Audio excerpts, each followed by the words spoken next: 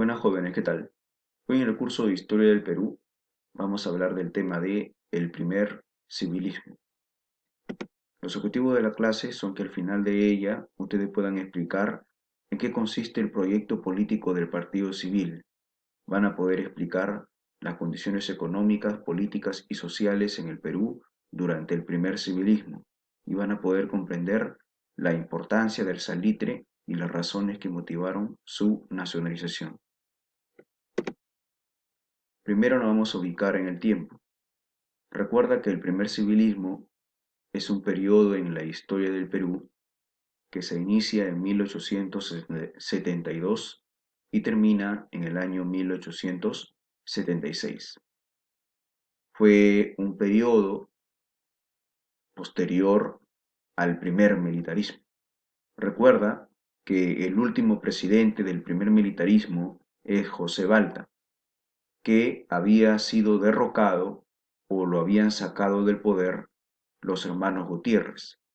Y fueron precisamente los hermanos Gutiérrez los que ordenaron el asesinato de José Balta.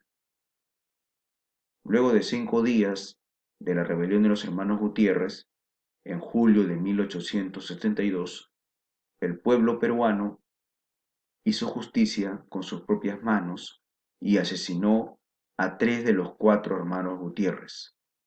Y después de esta rebelión, es así como llega al poder en el Perú el primer presidente civil de nuestra historia, el señor Manuel Pardo y Lavalle.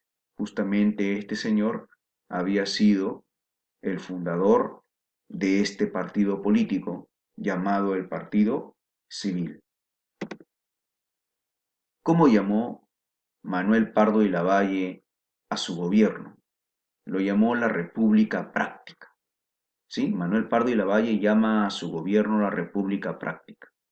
Recuerda que el señor Manuel Pardo era un personaje muy conocido y con mucha trayectoria política en la historia del Perú. Recuerda que había sido alcalde de Lima, había sido director de la Beneficencia Pública de Lima, había sido también parte o había integrado el Gabinete de los Talentos durante el primer gobierno de Mariano Ignacio Prado. También había fundado una revista llamada La Revista de Lima, donde publicaba importantes artículos advirtiendo el pronto agotamiento de los recursos o de la reserva del guano. Por eso que a Manuel Pardo y Lavalle lo llamaban el profeta de los ferrocarriles, debido a que él planteaba que se tenía que convertir el dinero del guano, se tenía que invertir el dinero del guano en la construcción de ferrocarriles. Los ferrocarriles en esos tiempos, fines de 1800, eran sinónimo de modernidad, de infraestructura y de tecnología en un país. Por eso el señor Pardo y Lavalle propuso construir ferrocarriles con el dinero invertido de la explotación del guano. Por eso lo llamaban así. ¿Cuáles eran los objetivos del primer civilismo o los objetivos de la República Práctica? Por ejemplo, explotar los recursos naturales del Perú, promover la política ferrocarrilera. ¿Qué significa promover la política ferrocarrilera? Es decir, construir líneas ferroviarias o construir ferrocarriles para unir los centros de producción con los puertos y de esa manera llevar los recursos a otras partes del mundo. También él hablaba de que el Perú debía exportar materia prima. Otra propuesta de otro objetivo de la República Práctica era fomentar el desarrollo educativo, es decir, fomentar la educación en un país, ¿sí? Para generar ingeniería, tecnología, infraestructura en el Perú y poder salir adelante como país. Ante la crisis económica que había en el Perú, Manuel Pardo hablaba de una austeridad económica, es decir, de una reducción del gasto público. por qué el Estado iba a reducir el gasto público? Porque el Estado no tenía ingresos, porque estábamos en un momento de crisis económica. Otro objetivo de la República Práctica era el rechazo al militarismo en la dirección del país.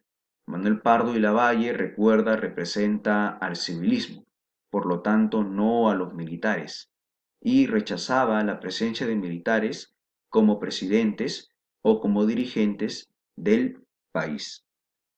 Pardo planteaba que se tenía que crear riqueza para poder hacer frente con ella a los gastos del Estado, crear retornos que suplieran al guano, así como crear rentas fiscales que permitieran mayor involucramiento del ciudadano en la dinámica de la administración pública. Economía. Cuando Pardo y Lavalle llega al poder, como ya se mencionó, asume este gobierno en una profunda crisis económica. Por eso es que él va a plantear una política de austeridad económica o de ajuste económico.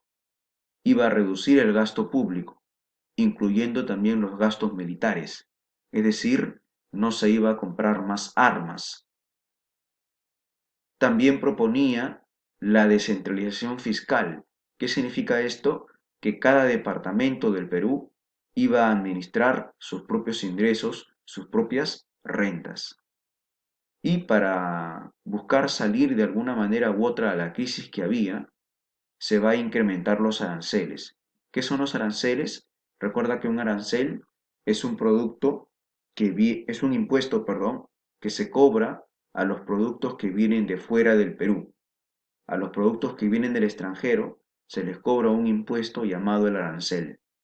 Ese arancel, ese impuesto, se incrementa en el gobierno de Manuel Pardo ante la crisis económica que vivía el país. Ahora, Manuel Pardo y Lavalle, como ya se mencionó, dentro de su propuesta o sus objetivos de la República Práctica estaba el control de nuestros recursos naturales.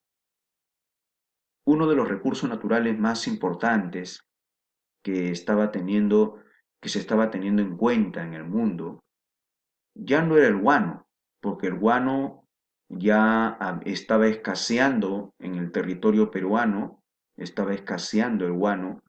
Asimismo, se habían creado en Europa fertilizantes químicos que estaban reemplazando al guano. Ahora había un nuevo recurso natural que el mundo estaba poniendo sus ojos en él. Este nuevo recurso era el salitre. El salitre sirve para dos cosas. Al igual que el guano, sirve como fertilizante o abono. Pero también el salitre sirve como insumo para la fabricación de pólvora y posteriormente armas de fuego. Entonces, el Perú tenía salitre. ¿Dónde tenía el Perú salitre, estos yacimientos salitreros? En lo que en esos tiempos era todavía una provincia peruana, la provincia de Tarapacá, al sur del Perú. Ahí estaba el salitre peruano, en abundancia.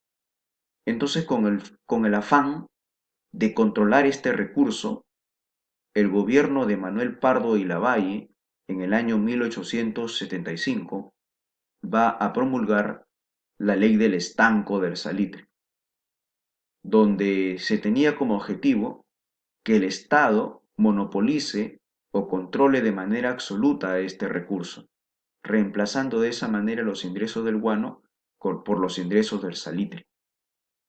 Esta ley del estanco también implicaba la expropiación de empresas extranjeras y privadas, porque más del 80% de las empresas que explotaban salitre en Tarapacá eran extranjeras, eran chilenas, eran británicas, algunas alemanas, etc. Pero principalmente chilenas y británicas. Entonces, con esta ley del estanco, al nacionalizar el salitre, se iba a expropiar estas empresas. ¿Qué significa expropiar? Expropiar significa cuando el Estado se adueña de algo que no le pertenece, pero a cambio de eso le paga una indemnización. Estas empresas extranjeras que fueron expulsadas del Perú, se les indemnizó, se les pagó algo de dinero, no se fueron sin nada a su país. Y en su reemplazo se crea la Compañía Nacional de Salitre. Como ya lo mencioné, se afecta principalmente a capitales o a empresas chilenas e inglesas o británicas. El Tratado de Alianza Defensiva con Bolivia, también conocido como el famoso Tratado Secreto, entre comillas porque no era en realidad un tratado secreto. Perú y Bolivia, en el año 1873, firman un tratado llamado Alianza Defensiva Mutua entre Perú y Bolivia. Este tratado fue firmado por dos diplomáticos, el señor Ribagüero, el hijo del primer presidente del Perú, y también Juan de la Cruz Benavente, un diplomático boliviano. Ambos señores firmaron este tratado de alianza defensiva, en que consistía, como su mismo nombre lo dice, en una alianza entre Perú y Bolivia ante la amenaza bélica de Chile, porque Chile ya había mostrado interés por querer quedarse con el salitre de Bolivia y con el salitre del Perú. Bolivia tenía salitre en Antofagasta, en la costa boliviana, lo que aún era costa boliviana. Ahí estaba el salitre de este país. Y Chile ya había amenazado desde antes, tenía los intereses de querer quedarse con este salitre de Antofagasta y de Tarapacá. Entonces, ante esta situación, los gobiernos de Perú y Bolivia se unen y llegan a este acuerdo, entre comillas secreto, porque no era secreto, porque también iba a entrar, se le había pedido también a la República de Argentina formar parte de esta alianza defensiva. Si se hubiera unido Argentina a este tratado secreto entre Perú y Bolivia, entonces se hubiera formado una triple alianza y tres países juntos hubiéramos peleado contra Chile. Pero esto no se dio. ¿Por qué? Porque Argentina no decide unirse con Perú y Bolivia, no porque no quería, sino porque temía una alianza entre Chile y Brasil contra Argentina.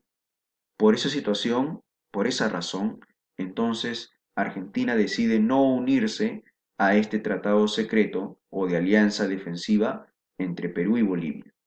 Este tratado de alianza defensiva también implicaba, si Chile invadía Bolivia, entonces el Perú tenía que apoyar a Bolivia. Si Chile invadía el Perú, Bolivia estaba obligada a apoyar al Perú. En eso consistía este tratado de alianza defensiva con Bolivia, también llamado, recuerda, Tratado Ribagüero-Benavente. El contrato Rafael. En el año 1875, el gobierno de Pardo anula el contrato Dreyfus firmado en el gobierno de Balta y ahora se va a entregar el guano a una empresa o compañía inglesa llamada la Peruvian Guano Company. Este contrato Rafael fue firmado, recuerda, por Mariano Ignacio Prado. Educación. En el gobierno de Pardo se promulga el Reglamento General de Instrucción Pública, que establecía, por ejemplo, la gratuidad de la enseñanza en primero y segundo grado de primaria. También establecía la creación de la Escuela de Ingenieros, que hoy en día es la UNI, ¿no? La Universidad Nacional de Ingeniería. Su primer director, recuerda, fue Eduardo Habish. También se crea la Escuela de Agricultura, hoy la Universidad Nacional Agraria La Molina. Y también se crea de la misma manera la Escuela de Bellas Artes.